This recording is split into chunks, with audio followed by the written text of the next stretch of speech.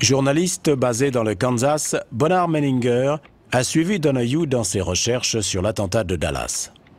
Il ne voulait s'appuyer que sur les preuves empiriques, en laissant de côté les diverses théories conspirationnistes, pour étudier les données balistiques, les trajectoires des tirs, les dégâts causés par les balles, et voir où cela le mènerait. Donahue se penche d'abord sur les données balistiques. Selon la commission Warren, Oswald a tiré 3 balles.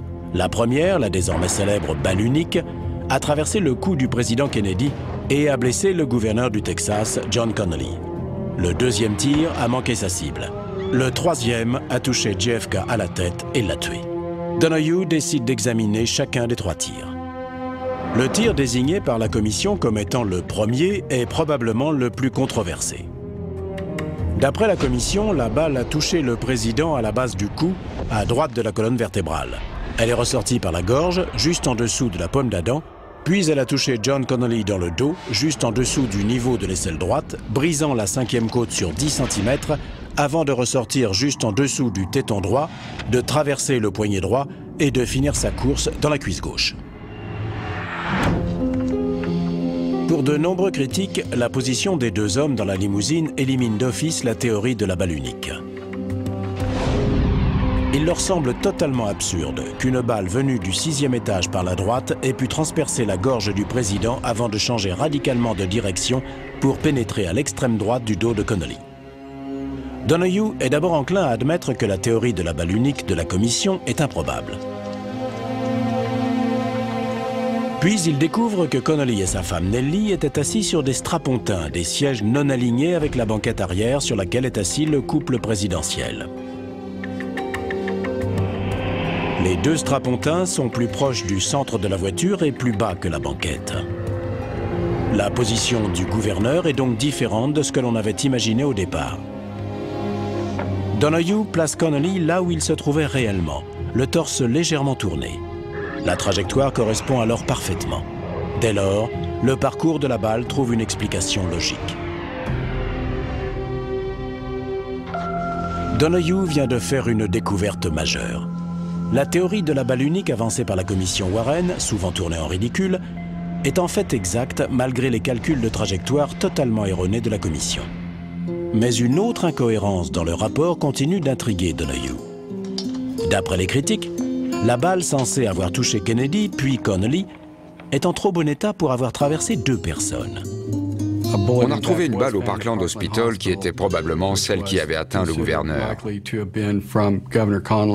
Elle a été retrouvée sur une civière relativement intacte et les critiques se demandaient comment une balle avait pu traverser 2 personnes et causer autant de blessures sans subir plus de dégâts. Howard s'est rendu aux archives nationales à Washington et a inspecté la balle à la loupe. Pour son œil d'expert, elle était en fait endommagée et pas du tout intacte. Cette controverse sur l'état de la balle était injustifiée. Une preuve de plus pour Donahue que la théorie de la balle unique est exacte. Mais la balle correspond-elle à l'arme utilisée? L'expert en armes à feu du FBI, Robert Fraser, a répondu à cette question devant la commission.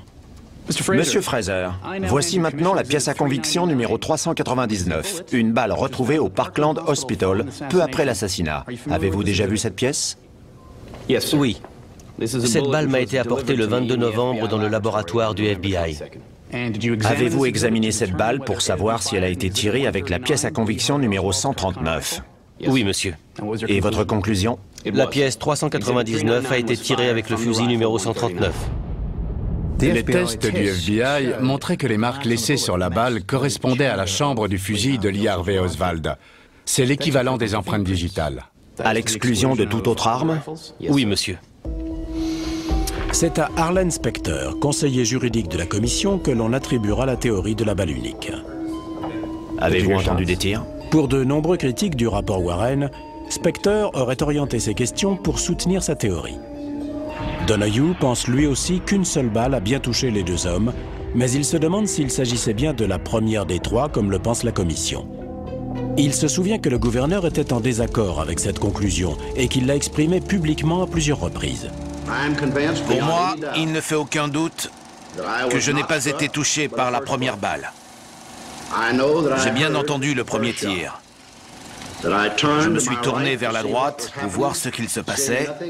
Ne voyant rien, j'allais me tourner vers la gauche quand j'ai été frappé par un deuxième tir. Le troisième tir a touché le président, mais ne m'a pas touché. Comme je l'ai déjà dit, j'ai présenté ce témoignage à la commission Warren. Ils ont choisi de réfuter mon interprétation et mon souvenir des événements.